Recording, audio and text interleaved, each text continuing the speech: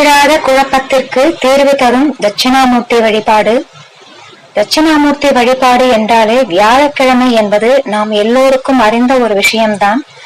இந்த பரிகார பூஜையும் வியாழக்கிழமை என்று செய்வது சிறப்பினை தேடித்தரும். அருகில் உள்ள தட்சிணாமூர்த்தி சன்னதி இருக்கும் கோவிலுக்கு சென்று அர்ச்சகரிடம் மேதா சுத்தம் எனும் மந்திரத்தை சொல்லி சுவாமிக்கு அர்ச்சனை செய்யுமாறு சொல்லிவிடுங்கள். இந்த மேதா சுத்தம் என்று சொல்லப்படும் மந்திரம் தட்சிணாமூர்த்திக்கும் சொல்லப்படும், சரஸ்வதி தேவிக்கும் சொல்லப்படும். வாழ்க்கையில் நல்ல வழியை காட்டக்கூடிய தட்சிணாமூர்த்திக்கு இந்த மந்திரத்தை சொல்லி அர்ச்சனை செய்யும் போது நம்முடைய வாழ்வில் இருக்கக்கூடிய பலவிதமான குழப்பங்களுக்கு கூடிய விரைவில் தீர்வு கிடைக்கும். கோவிலுக்கு செல்லும் போது 2 மாதுளம் பழம், கொண்டைக்கடலை மாலை, முடிந்தால் வேக வைத்து நிவேதனமாக எடுத்து செல்லலாம்.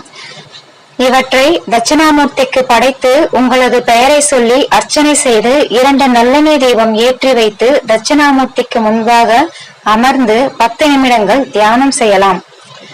உங்களுடைய வாழ்க்கையில் இருக்கும் இருள் விலக இந்த வழிபாடு உதவும். தொடர்ந்து 13 வாரங்கள் வியாழக்கிழமையில் இந்த பரிகார வழிபாட்டினை செய்து வரலாம்.